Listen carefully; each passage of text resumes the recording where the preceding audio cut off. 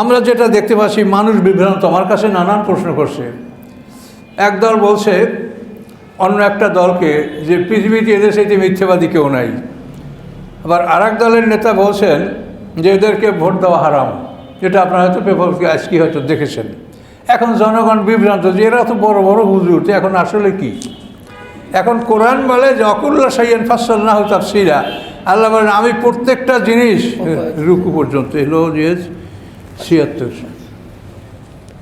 কোরআন পাক আল্লাহ বলেন অকুল্লা সাইয়ান ফাসসালনাহু তাফসীরা, প্রত্যেক বিষয়ে আমি বিস্তারিত বিবরণ দিয়েছি কোরআনের মধ্যে।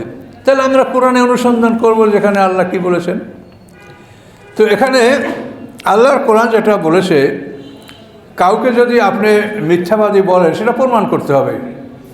তার কারণ মিথ্যা হলো শিরকের সমপর্যায়ের গুনাহ। আপনি একজনকে মিথ্যাবাদী বলবেন, যদি আপনি প্রমাণ করতে না পারেন তাহলে এটার নাম হবে বহতান, এবং এই বহতানের শাস্তি হলো আল বহতানও আসাদ্দু মিনাল কাতল। বহতান হলো হত্যার চাইতেও মারাত্মক অপরাধ, আর গীবত হচ্ছে আসাদ্দু মিনাল জিনা। আর এই বহতানের আয়াতের বিচার আপনি দেখেন এই সূরা নূরের মধ্যে আছে, হযরত আয়েশা সিদ্দিকার উপরে যে মিথ্যা অপবাদ দেওয়া হয়েছিল এটাকে বলা হয়েছে বহতান। এবং এই এটা কে করছিল? হামনা, মেস্তা, হাসান ইবনে সাবেত, আব্দুল্লাহ ইবনে উবাই, এরা এই মিথ্যা অভিযোগটা তুলেছিল। আরও অনেক আছে, কিন্তু এরা হলো প্রধান। এদের প্রত্যেককে ৮০টা বেত্রাঘাত দেওয়া হয়েছে, যেটা সূরা নূরের মধ্যে উল্লেখ আছে। তাহলে আপনি একটা দলকে মিথ্যাবাদী বলবেন, এর সাথে মিথ্যাবাদী দুনিয়াতে নাই। এখন আপনি যদি প্রমাণ করতে না পারেন, তো কোরআনের বিধান অনুযায়ী আপনার উপরে ৮০টা বেত্রাঘাত ফরজ হয়ে গেছে। আর যদি আপনি প্রমাণ করতে পারেন তাহলে প্রমাণ করতে হবে যে এই মিথ্যা তারা করেছে। আর একজন বলছেন ভোট দেওয়া হারাম। এখন ভোট দেওয়া হারাম, তাহলে আপনি কাকে সমর্থন করেন? তাকে ভোট দেওয়া জায়েজ, ঠিক না? তা আপনি একটা ইসলামী দলকে বললেন এই দলকে ভোট দেওয়া হারাম, তাহলে আপনি যাকে ভোট দিবেন তাকে ভোট দেওয়া জায়েজ, এটা আপনি প্রমাণ করেন। আপনি বলে দেন যে একে ভোট দেওয়া হারাম আর একে ভোট দেওয়া জায়েজ, এটা আপনি দলিল সহ জনগণকে বলেন, তো জনগণ বুঝুক যে এই জন্য এইটাকে ভোট দেওয়া হারাম আর এইটা হালাল। এটা আপনি বলেন, বলিয়ে দেন জনগণকে। আপনি বিভ্রান্ত সৃষ্টি করছেন কেন? তো এখানে আমরা যেটা কোরআন থেকে আপনি যাতে নিজে বুঝিয়ে নিতে পারেন সেটা হলো এই যে আল্লাহ বলেন আমার সিরাতাল মুস্তাকিম রাস্তা একটা, ওয়ান্না হাজা সিরাতি মুস্তাকিমান ফাত্তাবিউহু, আমার এই একটা রাস্তা সিরাতাল মুস্তাকিম। সেই সিরাতাল মুস্তাকিম রাস্তাটা হলো আল কোরআন। সিরাতাল মুস্তাকিমটা রাস্তা, এই রাস্তার প্ল্যান দাতা হলো স্বয়ং আল্লাহ তাআলা। এই রাস্তার চিফ ইঞ্জিনিয়ার হলেন মুহাম্মদ রাসূলুল্লাহ সাল্লাল্লাহু আলাইহি ওয়াসাল্লাম। এই রাস্তা নির্মাণের লেবার হচ্ছে সাহাবায়ে কেরাম, এবং রাস্তা তৈরি করার মাল ও ম্যাটেরিয়ালস হচ্ছে এই দুই মলাটের মধ্যে যা আছে, এইটা হলো রাস্তা তৈরি করার উপাদান। এর দিয়ে রাস্তা তৈরি করবেন। আল্লাহ এই হচ্ছে আমার রাস্তা। এখন এই সিরাতাল মুস্তাকিম রাস্তাটা সম্পর্কে আল্লাহ কোরআনে যে কথাগুলো বলেছেন, শয়তান চ্যালেঞ্জ করেছে, ফাবেমা আগওয়াইতানিল আকুদান্না লাহুম সিরাতাকাল মুস্তাকিম। হে আল্লাহ, যে কারণে আপনি আমাকে বিপদগামী করেছেন, যে আমি আদমকে সেজদা করি না, এইটা তো কারণ। তা আমি আকুদান্না লাহুম সিরাতাকাল মুস্তাকিম, আমি আপনার সিরাতাল মুস্তাকিম রাস্তায় বসা থাকবো। বসা সুম্মা লাআতিয়ান্নাহুম মিন বাইনি আইদিহিম ওয়া মিন খালফিহিম ওয়া আন আইমানিহিম ওয়া আন শামাইলিহিম ওয়া লা তাজিদু আকসারাহুম শাকিরিন। আমি ওখানে বসে তাকে সামনে থেকে আক্রমণ করব, পিছন থেকে আক্রমণ করব, ডান দিক থেকে আক্রমণ করব, বাম দিক থেকে আক্রমণ করব। ফলে আপনি অধিকাংশ বান্দাদেরকে পাবেন অকৃতজ্ঞ। এটা ডাইরেক্ট কোরআনের আয়াত। তো এখন সিরাতাল মুস্তাকিম আপনারা নিজেরা কোরআন থেকে বুঝে নেবেন এবং আপনাদের কাজ আপনারা করবেন। এখানে আমরা কাউকে বলবো না যে আপনি অমুকে ভোট দেন বা অমুকে দেন, এটা না। আপনি শুধু জিনিসটা বোঝার জন্য আমাদের কাছ থেকে এই পরামর্শ নিতে পারবেন। এখন কোরআন যেটা বলছে যে সিরাতাল মুস্তাকিম রাস্তার উপরে শয়তান বসা থাকবে। এখন শয়তান কি একা? ইন্নাহু ইয়ারাকুম হুয়া কাবিলহু মিন হাইসু লা তারাউনাহুম। শয়তান নিজে এবং তার দলবল, এটা কোরআনে বলা আছে, ইন্নাহু ইয়ারাকুম হুয়া ওয়া কাবিলহু। তাহলে শয়তানের দলবল আছে, এটা কোরআনে পাচ্ছেন। তাহলে শয়তান তার দলবল নিয়ে আসে এই রাস্তার মধ্যে বসে থাকবে। তো এখন যদি আমরা জান্নাতে যারা যেতে চাই, আমরা তো এই রাস্তাটা অতিক্রম করব। এখন এই রাস্তা অতিক্রম করতে গেলেই শয়তানের সাথে আমাদের সাথে দেখা হবে। দেখা হলে তখন সংঘর্ষ হবে, তখন আমরা মারপিট করব, আমরা মার খাবো, মরবো, মারবো, ওরাও মারবে, মরবে। এই নাম হলো জিহাদ ফি সাবিলিল্লাহ, যে আমরা শয়তানের সঙ্গে মোকাবেলা করে তাকে পরাজিত করে আমরা সামনে অ্যাডভান্স করব। কি ঠিক কিনা বলেন? এই জন্য আল্লাহ রসুল তার জীবনে, আল্লাহ রসুলের জীবন থেকে দেখেন যে তিনি হিজরত করার পরে 10 বছর বেশি ছিলেন, 18 মাস পরে বদরের যুদ্ধ, তারপরে থাকে সামনে 8.5 বছর। এই 8.5 বছরে আল্লাহ রসুল 85টা যুদ্ধ করেছেন, তার মধ্যে 27টা যুদ্ধে আল্লাহ রসুল নিজের সেনাপতির দায়িত্ব পালন করেছেন। তার দান শহীদ হয়েছে, লোহার করা এখানে ঢুকেছে, তার কাঁধের উপরে এমনি কুমা তলোয়ার দ্বারা আঘাত করেছে। 1 মাস পর্যন্ত সেই ব্যথা আল্লাহ রসুল অনুভব করেছেন। অগণিত সাহাবায়ে কেরাম শাহাদাত বরণ করেছেন। কেন? যে এই রাস্তা দিয়ে তারা যাবে।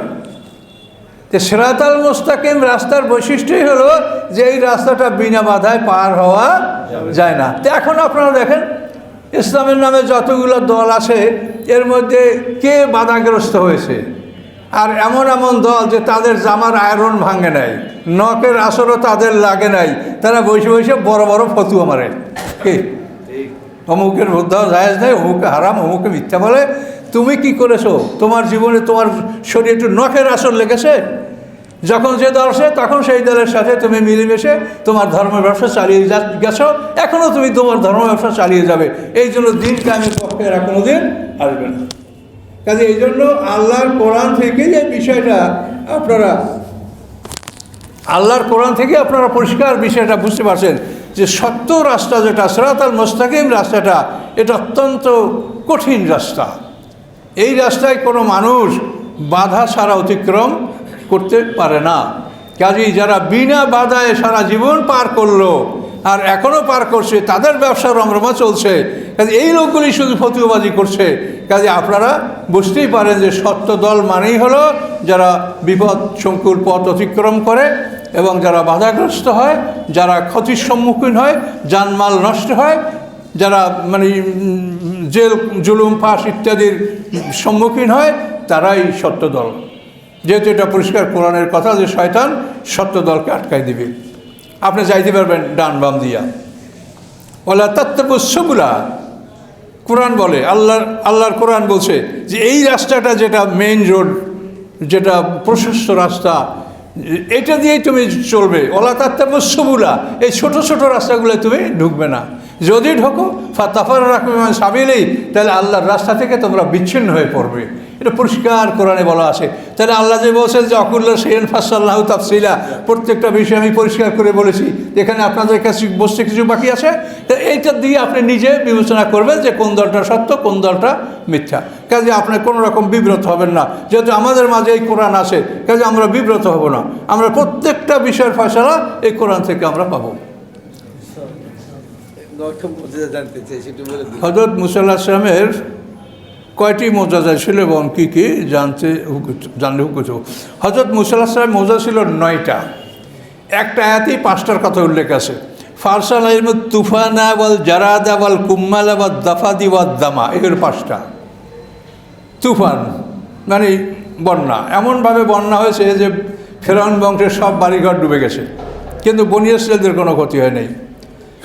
1 সপ্তাহ বন্যা থাকছে, তখন ওরা বলছে যে হে মুসা, আপনি আল্লাহর কাছে বলেন আমরা ঈমান আনবো, এই বিপদ দূর করলে আমরা ঈমান আনবো আর আমরা অন্যায় করবো না। দোয়া করছে মুসা আলাইহিস সালাম, বিপদ দূর হয়েছে। 1 মাস ভালো ছিল। 1 মাস ভালো থাকার পরে জারাদা, পঙ্গুপাল, এই পঙ্গুপাল এই ফড়িং জাতীয় ওই যে গ্রাস হপার লাফায় ফড়িং, পঙ্গুপাল, আমরা বরিশালে ফড়িং বলি, আপনারা কি বলেন? ফড়িং। তো এই যে পঙ্গুপাল, তো এইগুলি এসে তাদের সমস্ত ক্ষেত খেয়ে ফেলেছে। এটা হলো 2 নম্বর। তারপর হলো কুম্মালা, তারপর কুম্মাল। 3 নম্বর হলো কুম্মাল, সার পোকা। মানে এমনভাবে সার পোকা যে কোথাও দাঁড়াতে পারে না, বসতে পারে না, শুইতে পারে না, এই হাত রাখছে কামড়াচ্ছে, এই বসে পিছনে কামড়াচ্ছে, যেখানে হাত পা রাখে ওখানেই এই সার পোকা। এই সার পোকার শাস্তি দেওয়া হয়েছে 1 সপ্তাহ, কুম্মালা। এরপরে দাফা দেয়া, ব্যাং, মানে সমস্ত খাদ্য খাদক বিছনায় সব জায়গায় ব্যাং, বিছনায় শুবেন ব্যাং, আপনি হাঁ করছেন, খানা খাবেন, লাফ দিয়ে ব্যাং ঢুকছে মুখে। আপনি একটা তরকারি খাবেন, ভর্তা করবেন, পাক করবেন, আপনি ঢাকনাটা তুলছেন, লাফ দিয়ে ব্যাং সব আপনার তরকারির মধ্যে পড়ে গেছে। এভাবে 1 সপ্তাহ ব্যাং দ্বারা তাদেরকে শাস্তি দেওয়া হয়েছে। তারপর হলো দামা, 5 নম্বর রক্ত, পানিতে হাত দিলেই পানি রক্ত, কোনোভাবেই পানি ব্যবহার করতে পারে না। তখন ফেরাউন বলল যে তোমরা বনি ইসরাইলের সাথে একসঙ্গে খাওয়া দাওয়া করো। তো ওরা ফেরাউন বংশের লোকেরা বলতো যে আমাদের মুখে একটু পানি কুলি করে দাও, আমরা তো হাত দিলেই পানি খেতে পারি না। তখন এরা পানি ওদের মুখে কুলি করে দিছে, তো ওদের মুখে পানি পড়ার সাথে সাথে রক্ত হয়ে গেছে। এই হলো 5টা। আর সাপ লাঠি হয়ে যাওয়া, এটা হলো 6। বগলে হাত ঢুকালে হাত বের করলে আলোকিত হওয়া, এটা হলো 7, 5 আর 2 7। তারপরে নদী দ্বিখণ্ডিত হয়ে যাওয়া, এটা হলো 8। আর মুসা আলাইহিস সালামের মুখে বন্ধাত্ম মানে তোতলামি ছিল, মানে বাল্যকালে সে আগুন মুখে দিয়েছিল, ফেরাউনকে চর মারছিল। তখন ফেরাউন বলে এখনই ওকে হত্যা করো। বিবি আশা বলে অবশ শিশু, অবলা, ও বোঝে না। তখন আগুন আর স্বর্ণ এই 2টা পাত্রে আনা হয়েছিল। মুসা আলাইহিস সালাম আল্লাহর হুকুমে আগুন মুখে দিয়েছিলেন, তখন তাতে মুখ পুড়ে তার মানে একটা স্ট্যাগনেন্ট একটা তোতলামি আসছিল, এটা তার আল্লাহ ভালো করছে। এইগুলো ভালো হয় না, আগুনে পোড়া রোগ এটা ভালো হয় না, কিন্তু মুসা আলাইহিস সালামের এটা মোজেজা হিসেবে আল্লাহ তাকে ভালো করে দিয়েছে। এই 9টা মোজেজা মুসা আলাইহিস সালামের ছিল। এখন কথাটা অল্প মধ্যে শেষ করব। শয়তান যে মানুষের সামনে থেকে আক্রমণ করে, এটার অর্থ হলো যে আমাদের সামনে হলো মহাজীবন, একটা দিন 1000 বছরের সমান। এই জীবনের আমরা হাজার হাজার কোটি বছর বেঁচে থাকবো। কোরআনে সূরা হুদের মধ্যে বলা আছে যে ওই জান্নাতের আকাশ পৃথিবী যতদিন স্থায়ী থাকবে ততদিন পর্যন্ত আমরা বেঁচে থাকবো। তো এই মহাজীবন আমাদের সামনে, এই সামনে কিছু নাই, এইটা হলো শয়তানের পরামর্শ, আক্রমণ। সামনে কিছু নাই, যা কিছু আছে এখানে ওগুলো সব ভুয়া, সামনে বিচারও নাই, জান্নাতও নাই, জাহান্নামে, এই সামনে কিছু নাই, এটা হলো সামনের আক্রমণ। আর পিছন হলো এই দুনিয়ায় সব, এই 10তলা বিল্ডিং করতে হবে, এইটা করতে হবে, ওইটা করতে হবে, ওইটা ঘের করতে হবে, ওইটা খামার করতে হবে, এই সব দুনিয়ার প্রতি তার মোহ লোভ, এটা হলো পিছন থেকে আক্রমণ। আর ডান দিক থেকে আক্রমণ হলো আল্লাহর আইন কানুনের সমালোচনা। আল্লাহ মানে অঙ্ক ভালো বোঝারা নাউজুবিল্লাহ, নারীদেরকে সম্পদ কম দিয়েছে। কি নারীদের কি সম্পদ আল্লাহ কম দিয়েছে? হ্যাঁ, নারীদের উপরে কোনো দায়িত্বই নাই, সে যে সম্পদ পাবে এটা সবই তার। আর পুরুষের উপরে সব দায়িত্ব, ছেলে মেয়ে লালন পালন করা, স্ত্রীকে লালন পালন করা, লেখাপড়া করানো, আত্মীয় স্বজন মেহমানদারি করা, সব দায়িত্ব পুরুষের। আর তার সম্পদ তার একটুকুও সে ব্যয় করবে না, তার সম্পদ তার। তাহলে নারীদের কি আল্লাহ কম দিয়েছে? আল্লাহ সৃষ্টিকর্তা, তিনি কি অবিচারক? নাউজুবিল্লাহ। কাজে এই জন্য ওরা আল্লাহর আইনের সমালোচনা, এই চুরি ডাকাতির বিচার, হাত পা কাটা, এই সমস্ত মানুষ হত্যা করা, এগুলি অপরাধ, এগুলি তারা আল্লাহর আইনের সমালোচনা করে। অথচ ওই আল্লাহর আইনের এমন গুণ, এমন বৈশিষ্ট্য যে আইন যদি সমাজে প্রতিষ্ঠিত থাকে, হাত কাটা আইন যদি সমাজে থাকে, শত শত বছরও দেখবেন চোর নাই। ডাকাতের বিচার ডান হাত বাম পা কাটা, এই বিচার যদি সমাজে প্রতিষ্ঠিত থাকবে, তো শত শত বছরও দেখবে যে ডাকাতি নেই। জেনার বিচারে মানে 100 বেত্রঘাতে হত্যা করা অথবা সঙ্গেসার করা। অবিবাহিতরা জেনা করলে 100 পিটান, মারা গেলে বাকি পিটানগুলো কবরে মারতে হবে। আর বিবাহিতরা জেনা করলে সঙ্গেসার, রজম। তো এই বিচার যদি সমাজে থাকে, তো সমাজে কোনোদিন জেনা থাকবে না।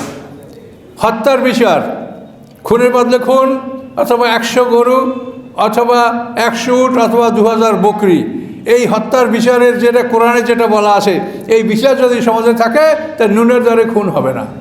আল্লাহর আইনগুলি এতই সুন্দর, অথচ এই ডান দিক থেকে আক্রমণ মানি হলো ওরা এই আল্লাহর আইনের সমালোচনা করে, জানেও না কিছু, অথচ সমালোচনা করে। আর বাম দিক থেকে আক্রমণ হলো পৃথিবীর সমস্ত হারাম জিনিসগুলির স্বাদ, ভালো জিনিস কোনো স্বাদ নাই, স্ত্রীতে স্বাদ নাই, হারামিতে সব স্বাদ, মদ, জুয়া, নেশা, ইয়াবা, যাতে তার জীবনটা ধ্বংস হয়ে যাবে, এগুলি তো সব মজা। এটা হলো বাম দিক থেকে আক্রমণ। শয়তান এইভাবে একটা মানুষকে চতুর্দিক থেকে আক্রমণ করে। আর মোমেনদের কথা হচ্ছে যে আমাদের গন্তব্যস্থল হলো এই সিরাতাল মুস্তাকিমের সমাপ্তিতে জান্নাত, আর সিরাতাল দল্লিনের শেষ মাথায় হলো জাহান্নাম। কাজী আমরা সিরাতাল মুস্তাকিমে চলবো। কাজী সত্য দলের পরিচয় এটাই যে তারা মানে বাধাগ্রস্ত হবে সব সময়। আর যদি বাধাগ্রস্ত না হয়, তা মনে করবেন যে ওরা সিরাতাল মুস্তাকিম রাস্তায় নাই, শয়তান ওদেরকে ছেড়ে দিয়েছে যে যা, তোদের দ্বারা কিছু হবে না। যে সাপের বিষ নেই, সেসব মানুষ মারার জন্য লাঠি নিয়ে বের হয় না, ওটাকে মারলে গন্ধ আসবে, ওটা যাইতে দে। আর যদি বিষাক্ত সাপ হয় তো সবাই একত্রেই তাকে মারে, কে ঠিক কিনা বলেন?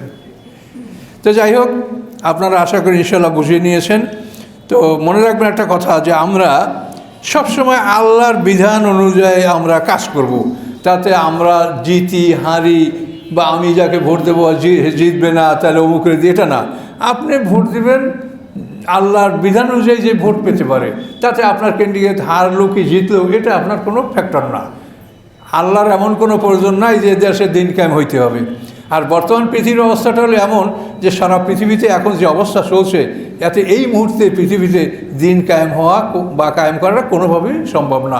দিন কায়েম হবে কিয়ামতের আগে অবশ্যই, সেটা ইমাম মেহাদি আসবে, ঈসা আলাইহিস সালাম আসবে, তাদের নেতৃত্বে যুদ্ধ হবে, সেই হিসেবে অবশ্যই দিন কায়েম হবে। এটা কোরআন পাকে পরিষ্কার বলা আছে, ওয়াজাইলুল্লাযীনা ইত্তাবাউকা ফাওকাল্লাযীনা কাফারু ইলা ইয়াউমিল কিয়ামা, এটা কোরআনে বলা আছে। ঈসা আলাইহিস সালামকে আল্লাহ বলেছেন যে তোমার অনুসারীদেরকে আমি কিয়ামত পর্যন্ত কাফেরদের উপরে রাখবো। তো এই কিয়ামতের পূর্বক্ষণ থেকে আরম্ভ করে কিয়ামত পর্যন্ত এই ঈসা আলাইহিস সালামের অনুসারী আমরা, খ্রিস্টানরা না, যেহেতু তারা তো ঈসা আলাইহিস সালামকে আল্লাহর পুত্র বলেছে, তারা নয়।